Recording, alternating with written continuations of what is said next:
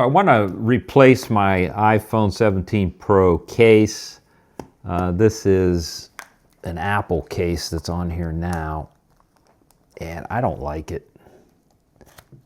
So there's no kickstand, nothing, and it's just, I don't know, it's too rigid. So I picked up this. It says it's a premium phone case, stylish and solid. Enlafavo. I can't really pronounce that, but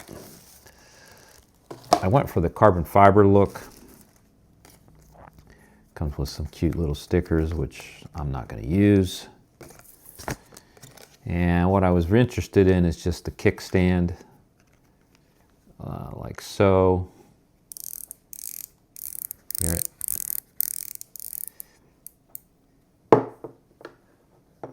So we can set the phone like that, which I've been missing.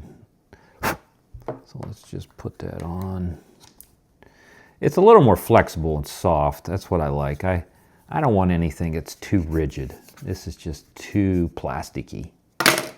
So it's got a cover right here over top of the button, which I like, because now I don't have to reach down inside there. So boom, boom, boom. And then we got access to that.